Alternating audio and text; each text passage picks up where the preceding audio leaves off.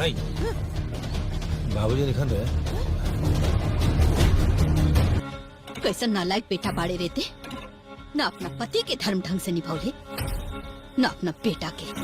ससुर और ननद तो गई यमराज के पास। अब वार्निंग ना रे भाई।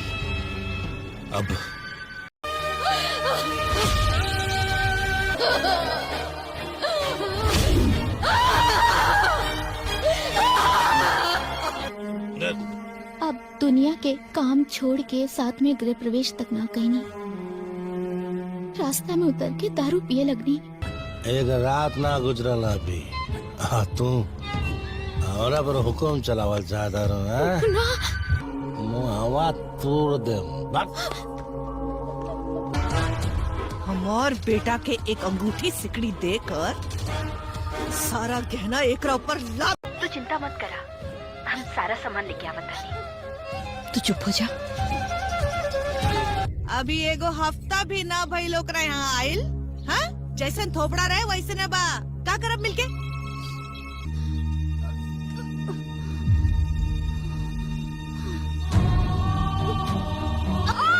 एक तुझे बैठी जा। कौन सा वो बच्चा हमार खानदान के ब्याह, अरे नैयर से लेके आइल ब्याह।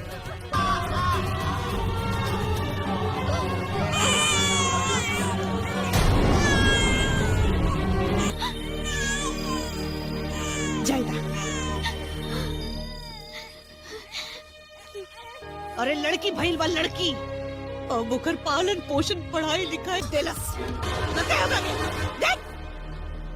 ना गाना तो हम ना दे। माँ जी, माँ जी।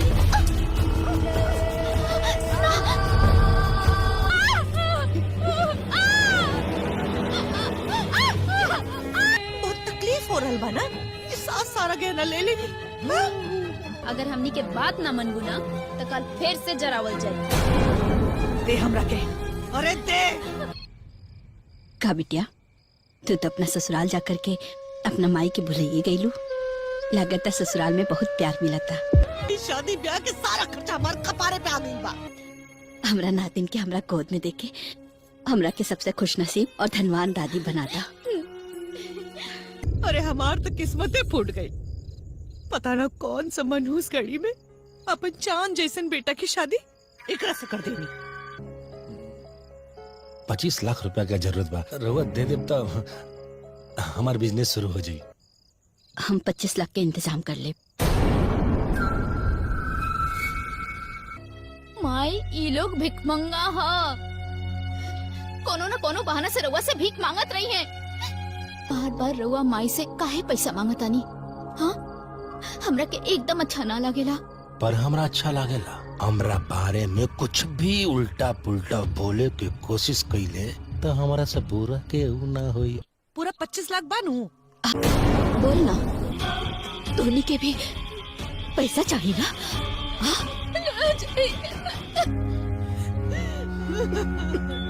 ये तो बस शुरुआत है, अब मातम मनावे की आदत डाले।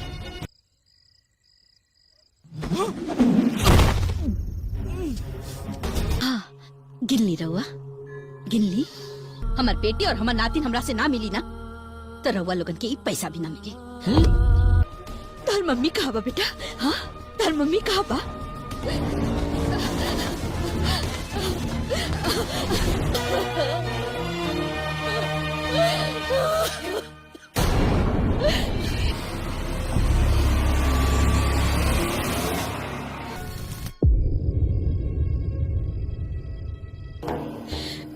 मीरा हमरा के मना कैला, बकिर हम ना मन ली। वो पापियन के खून बहावे के बा, आंसू पूछ रहा, लेकिन अब काम भी गलत हुई और तरीका भी गलत रहेगा। अपन बिटिया के लाश देख के पगला गई पड़ो का? हमने के द्वार पर आके हमने एक सुनावा था रहा है।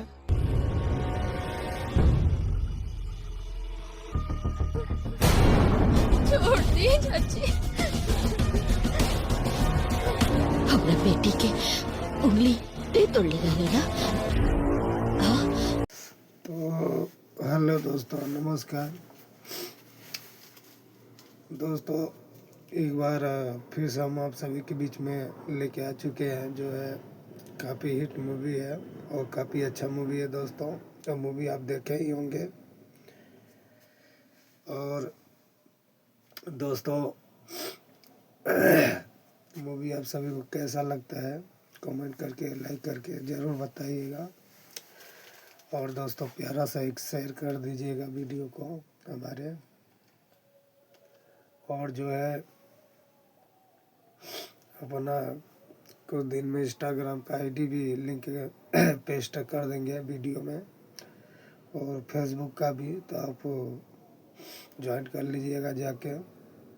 उस पर भी अच्छे अच्छे न्यू पारिवारिक मूवी भोजपुरी डाले जाते हैं। तो दोस्तों ये जो मूवी है बहू की विदाई, आप सभी लोग देखे होंगे, तो वीडियो में कमेंट करके ज़रूर बताइएगा दोस्तों मूवी आप सभी को कैसा लगा। तो वीडियो में बस इतना ही आज। अब मिलेंगे नेक्स्ट वीडियो में नेक्स्ट मूवी के साथ भोजपुरी मूवी के साथ।